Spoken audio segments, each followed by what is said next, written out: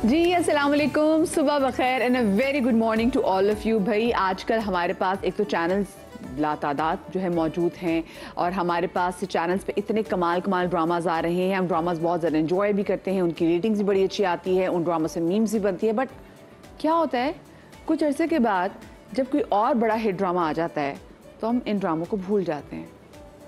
लेकिन भाई एक टाइम ऐसा था कि पीटीवी पे जो ड्रामाज आते थे, हम बार बार क्यों पीटीवी के ड्रामाज को याद करते हैं, वो इस वजह से क्योंकि वाकई वो ड्रामाज ऐसे थे, वो टाइम ऐसा था कि एक हफ्ते में एक एपिसोड आनी है। वो रात 8 बजे का टाइम होता था, सारे फैमिली वाले मिलके बैठ रहे हैं। उससे पहले आपको होता था भी हम लोग ड्रामा देख लें, उसके बाद 9 बजे खबरनामा होता था। फिर जो खाने की मेज़ पर बैठ के ड्रामे के हवाले से डिस्कशन होती थी और वो जो एक इंतज़ार होता था ना कि जी जो नेक्स्ट एपिसोड में क्या होगा, वो लोगों को याद रहता था। और आज भी मैं कहती हूँ कि पीटीवी की वो ड्रामास, उनके सीन, हमारी तो टीम में ऐसे बहुत से लोग हैं उनको हर्फ बा हर्फ वो सीन्स, वो ड्रामास, वो डायलॉग याद हैं। आजकल के टाइम में मुझे लगता है कि ड्रामास आते हैं, हिट होते हैं, सुपर हिट होते हैं, उन पर मीम्स बनती हैं, उनको डिस्कस किया जाता है। लेकिन क्या होता है कि कुछ देर के बाद जब कोई और नया ड्रामा आता है तो आप उसको भूल जाते हैं and you just stop thinking about that drama, और आपको याद भी नहीं आता। फिर कभी कभी हम कहते हैं कि अच्छा भाई वो किरदार कहाँ गए, आप उन किरदारों के बारे में भी नहीं सोचते। लेकिन कुछ ड्रामास, कुछ किरदार ऐसे रच बस जाते हैं, मतलब हमारे बचपन से हम कुछ किरदार से देखते हैं, फिर हम कहते हैं यार ये कहाँ गए, और आपको ना क्यूरियोसिटी होती थी उन किरदारों के बारे में कि अच्छा ये क्या करती होंगी, ये क्या करते होंगे। क्योंकि वो टाइम ऐसा था कि जो हमारे आर्टिस्ट थे उन तक हमारी रसाई इतनी आसान नहीं थी। Access was not that easy कि अभी आप उनको चले सोशल मीडिया पे, आप उनको एक्स पे यानी कि जो पहले ट्विटर होता था उस पे आपने उनको टैग कर दिया, इंस्टाग्राम पे आपने उनकी पिक्चर के नीचे कमेंट कर दिया, आपने उनको मैसेज कर लिया। अब तो आसान हो गया वह। उस टाइम एक होता था कि भाई पता नहीं, एक क्यूरियोसिटी कि हमारे आर्टिस्ट को क्या अच्छा लगता होगा, इनकी क्या रूटीन होती होगी, असल लाइफ में कैसे होते होंगे। और जब मैं पुराने ज़माने के ड्रामास के, स्पेसिफिकली पीटीवी के ड्रामास की बात करें, तो हम कैसे भूल सकते हैं एक ऐसी खूबसूरत लड़की का किरदार जो धुआं ड्रामा में आई थी और सबको याद है अभी भी, और जिसकी एक लट जो थी वो बड़ी मशहूर थी। साथ में आज हमारे साथ एक ऐसे कमाल एक्टर हैं जिन्होंने फिल्म में भी काम किया है, जिन्होंने ड्रामा में भी काम किया है, जिनकी अदायगी, ये डायलॉग्स की अदायगी जनाब बड़ी मशहूर है कि बड़ी डेप्थ के साथ जनाब वो अपनी डायलॉग्स की अदायगी करते हैं। और जब उनको देखते हैं, उनके बारे में बात करते हैं, तो हम कहते हैं ओ हो ये तुम्हारा वही हीरो सिपाही मकबूल हुसैन है। समझ तो आप गए होंगे मैं किसकी बात कर रही हूँ जी। So we have with us Nazneen Nasr और हसन न्याजी। अस्सलाम वालेकुम जी and good morning to both of you. कैसे आप लोग? ठीक ठाक हैं? थैंक यू, बिल्कुल ठीक। मुझे बताएं, अभी जो एक तरह से एक रीकैप ही था जो हमने बहुत ही मुख्तसर से बनाया क्योंकि मुश्किल था, क्योंकि आप लोगों ने इतना काम किया हुआ है। कैसा लगता है जब पुराना दौर देखते हैं, और वो पीटीवी का दौर आपको स्पेसिफिकली कैसा लगता है? देखिए तो अभी मतलब बहुत सी याद आ गई ना। अच्छा ये भी किया था आप लोगों ने, काफ़ी अच्छा काम किया हुआ है। पीटीवी का दौर तो पीटीवी का दौर था, सही है ना। मतलब कोई कंपैरिजन नहीं, अब उसका कोई कंपैरिजन नहीं है। इट्स पहले उस ज़माने में हम सिर्फ पैसे नहीं थे ना, तो सिर्फ पैशन की वजह से काम करते थे, और अब हम दूसरी तरफ आ चुके हैं। काम बहुत ज़्यादा है अल्हम्दुलिल्लाह, बट मैं तो मिस करती हूँ वो वक्त। पीटीवी में एक्चुअली एक एटमॉस्फेयर ऐसा था, जब आप उसके कॉरिडोर में भी एंटर होते थे ना, तो आपको लगता था पीटीवी, यहाँ से लोग लेजेंड्स लाइव गए हैं और ट्रांसमिशन हुई हैं और आप यहाँ पर आ गए हैं। क्यों आए हैं? मतलब एक अपने आप से एक सवाल खड़ा होता है, क्यों आए हैं? हर कमरे से एक नया, मतलब हर कमरा, डिफरेंट लोग, डिफरेंट एटीट्यूड्स और बड़े नाखुदा। सो वो चीज़ें हैं। अच्छा, वैसे कितना मुश्किल था पीटीवी में ऐसी जगह बनाना, फिर आके नाम अपना आगे बना लेना? पीटीवी में जगह बनाना बहुत मुश्किल था। मुझे याद है कि मैं जब भी वहाँ से गुजरती थी ना, तो दीवार उनकी इतनी ऊंची ऊंची, तो मैं बोलती थी पता नहीं क्या, कैसे लोग होते हैं अंदर, क्या होता है, एक अलग दुनिया। वाकई मैंने पीटीवी का दफ्तर देखा, क्योंकि मेरा पहला जो चैनल था वो जहाँ से मैंने न्यूज़ पढ़ी थी, तो वो पीटीवी के बिल्कुल साथ था। तो इतनी लंबी लंबी दीवारें होती थी, क्यों है इतनी लंबी दीवारें? बाहर एक हुजूम होता था लोगों का ना, जो शायद इंतजार करते थे कि पता नहीं कौन से एक्टर्स बाहर निकलेंगे तो उन्हें देखेंगे। तो आई रिमेंबर कि जब मैं फ़र्स्ट टाइम गई थी नायला जाफरी, लेट नायला जाफरी के साथ, तो मेरे लिए वो एक इतनी एक्साइटमेंट थी कि मैं अंदर जाऊंगी, देखूंगी, और मतलब दरवाज़ा खुला तो शफ़ी साहब सामने थे, तो आई वाज लाइक वाओ, मैं इनको देख रही हूँ फेस टू फेस। सो बिल्कुल जब आप एंटर ही हो ना तो आप लगता है कि आप दूसरी दुनिया में आ गए, बिल्कुल डिफरेंट। आपको पहला ऑडिशन याद है आपका? अच्छा, लकीली मेरे साथ ये हुआ कि मैंने जैसे आपको बताया कि नाइला और हम रेडियो करते थे, तो नाइला ने मुझसे बोला कि यार मुझे मेरी कल से शूट है तो तुम मेरे साथ चलोगी, मुझे अपने डायरेक्टर से मिलना है। मैं चली गई, मुझे शौक था अंदर जाके देखने का। मैं गई तो अली रिजवी साहब बैठे हुए थे, उन्होंने मुझे देखा, मैंने आप ड्रामे में काम करेंगी? मैं नहीं, मेरे तो पेरेंट्स मुझे बिल्कुल इजाज़त, घर से बिल्कुल ऐसी इजाज़त नहीं थी। बोले अच्छा नंबर दे दें। उस ज़माने में मोबाइल्स तो नहीं थे, उन्होंने बाय द टाइम मैं वापस गई हूँ वो मेरी अम्मी से बात कर चुके थे, मेरी अम्मी तैयार हो गई थी, and I was so excited of course कि ऐसा। और नेक्स्ट डे मैं शूट पे थी, ये फैमिली 93 जो मैंने किया था, that was my no audition nothing, मैं बस शूट पे थी।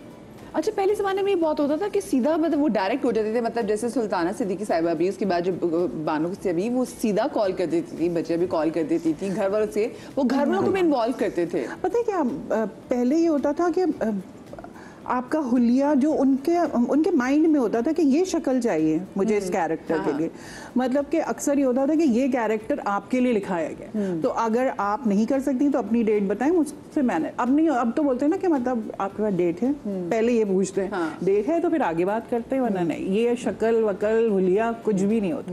लेकिन पहले ये होता था कि हो सकता है उनको मैं उन्हें लगा होगा कि ये सही लगेंगी जो कैरेक्टर है, और आई डोंट नो उन्होंने मुझ पे किस तरह से बिलीव कर लिया, ट्रस्ट कर लिया कि। लेकिन अम्मा मान गई आपके लिए तो बड़ा सरप्राइज होगा। सॉरी, मैंने कहा अम्मा मान गई आपकी। हाँ, it was very very surprising, क्योंकि मेरी फैमिली में कोई भी शोबिज़ में नहीं था। क्या आप अगले को तो इनकार करके आई थी मेरे घर वाले मानेंगे नहीं, और घर वाले मानेंगे? एग्जैक्टली। मैंने कहा अम्मा कैसी है, मैं तो उनको कह कर रही हूँ मानेंगी नहीं, और मैं बिल्कुल मान गई, और मैं दूसरे दिन से शूट पे गई। आपके वाले साहब का क्या रिएक्शन था?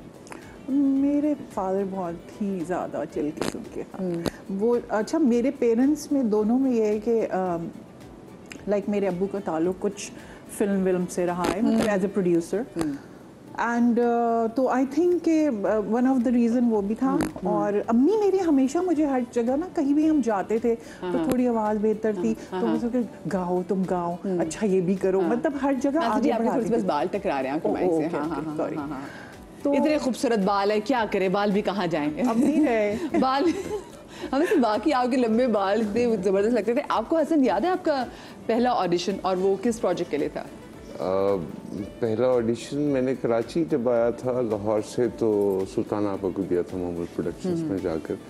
पीटीवी के लिए एक सीरीज़ थी सक्सेसफुल वुमेन स्टोरीज़ के ऊपर, किस्मत के सितारे, उसमें 2 सीन का भी ऑडिशन दिया था मैंने। एंड लाहौर से आया था तो इंग्लिश तो छोड़े, उर्दू भी ठीक नहीं थी, और उसमें एक वर्ड आ गया इंग्लिश का बोलना था 2 सीन्स के अंदर।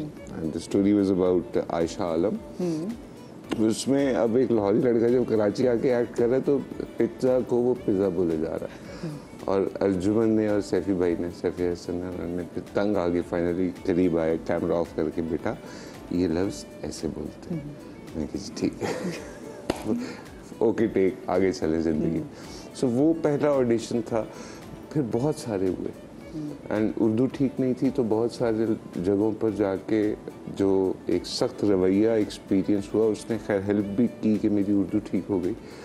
बहुत सारे लोगों ने VHS मेरी वापस कर दी, जाओ पहले उर्दू ठीक करके आओ, उसके बाद देखेंगे एक्टिंग कर सकते हो कि नहीं कर सकते। हमने तो आपकी उर्दू इतनी अच्छी सुनी, फिर आप क्या लहजा कैसे था? क्योंकि मैं भी लाहौर से हूँ, तो मुझे अक्सर लोग कहते हैं तुम लाहौर की लगती नहीं हो, तो मैं कहती भाई क्यों कहते हैं लोग ऐसा? आपने भी लकीली उर्दू ध्यान से सुनी और ध्यान से बोली। सो मुझे कराची में जो है वो नियाज़ अहमद साहब PTV में प्राइड ऑफ परफॉर्मेंस, उन्होंने मीर तकी मीर गालिब ऊंची आवाज़ में कहा पढ़ो, और वो सही लफ्ज़ का तलफ़ुज़ वो करवाते थे। Then he was my teacher. उन्होंने हारमोनियम पे मेरे साथ जो है ना वो कहा कि अब ये सुर है, इसके ऊपर नसर पढ़ो। ओके। पहला काला, दूसरा काला, तीसरा काला, चौथा काला। वाओ। सो इस तरीके से उन्होंने मुझे रेडियो एक्टर बनाया। जैसे उन्होंने मुझे बहुत सख्ती से कहा था कि सुपारी नहीं खानी तुमने, मैं तुम्हारी जुबान काट दूंगा। मैं कही क्यों अंकल? कहते हैं इससे टेक्निकली ये होता है कि आपके हिस्स आ जाती है गले में और तुम्हारे जो माइक्स होते हैं उसमें एक हिस्स जारी होगी, तो प्रोड्यूसर और चैनल्स तुम्हें कंसिडर नहीं करेंगे, यार इसकी आवाज़ भद्दी है। डेप्थ थी इसमें। वाओ। तो मेरे ख्याल में बदतमीज़ी करूं तो शायद याद आ जाए, अदरवाइज मैंने शौक से जो है वो 20 साल हो गए सुपारी नहीं खाई। बदतमीज़ी में कभी खा लियो तो खा लियो। सो ये रहा लर्निंग का एक्सपीरियंस, और ऐसे लोगों के साथ मेरा कराची में स्टार्ट हुआ। सर कितना फील करते होंगे कि देखिए जब आप अब कोई ऐसे नया एक्टर आए, उसको ऐसे कोई रिहर्स नहीं कराएगा, उसकी ऐसे कोई ट्रेनिंग नहीं करेगा, उसको ऐसे कोई समझाएगा नहीं, जैसे आपने देखा। और ये बहुत ज़्यादा दूर भी नहीं है, सिर्फ 20 साल पहले की बात है।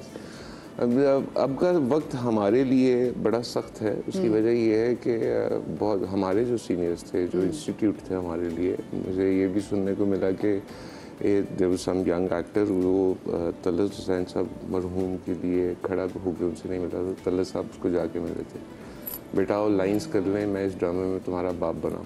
Oh my God. और उसने बैठे हुए सलाम किया था। मैं कहा शुक्र अल्हम्दुलिल्लाह मैं नहीं था उस ड्रामे में, मैं कास्ट में ही नहीं था, नॉट ऑन दैट डे। मैं कहा शुक्र उस ड्रामे में नहीं था। एक तो मतलब सीनियर थे मेरे उस्ताद, तो अगर वो उनके साथ कुछ कर सकता है तो मुझे, गया। और मैं मुझे तो ठुडे मारेगा। शुक्र है कि मैं ऐसे किसी यंगस्टर जो कि मतलब बहुत ज़्यादा वार्म ब्लडेड होते हैं, मैं उनके साथ एक्सपीरियंस नहीं करता। बट ये सब लर्निंग एबिलिटी, वो शौक क्या कहना चाहिए, अप्रोप्रिएट वर्ड क्या होगा, वो नहीं है। घर से ही सारे सीख के आए हैं, तो हम कहते हैं अच्छा अल्हम्दुलिल्लाह, पहले आप अच्छा, आप भी वैसी चीज़ फील करती हैं कि पहले जो है हम सीनियर्स का बहुत ज़्यादा एहतराम करते थे, लेकिन अब वो चीज़ जो है वैसे नहीं होती? बिल्कुल। अब ये होती है कि आप रिस्पेक्ट देंगे तो हम भी दे देंगे, आपने रिस्पेक्ट नहीं, मतलब अब ये है कि कोई सीनियर यूजुअली मैंने देखा है कि बर्दाश्त नहीं करते आजकल बच्चे ना, वो बोलते थे कि ओके अपना हमें आता है, यू नो। अच्छा, तो आप शर्मिंदा हो जाती कि अच्छा ओके। लेकिन बहुत से अच्छे बच्चे भी हैं जो इस चीज़ को बुरा नहीं मानते, लेकिन आई थिंक आज के बच्चे ज़्यादा कॉन्फिडेंट हैं अपने बारे में कि दे आर परफेक्ट। कॉन्फिडेंट और ओवर कॉन्फिडेंट? ओवर कॉन्फिडेंट कह सकते हैं। मुझे बाद में सेट पे भी जाना है, सारे बच्चों से मुझे पकड़ना है। बट हम लोग आज भी कोशिश करते हैं कि हमारे लाइक मैंने एग्जैक्टली तलत साहब के साथ जब काम किया था अभी कुछ सालों पहले, तो जब भी कुछ बोला उन्होंने बेटा इसको इस तरह बोल लेते हैं, क्योंकि हम अभी भी हम चाहेंगे कि यार चाहे सीख लें, कुछ सीख लें बेहतर। बट आजकल थोड़ा सा अच्छा आजकल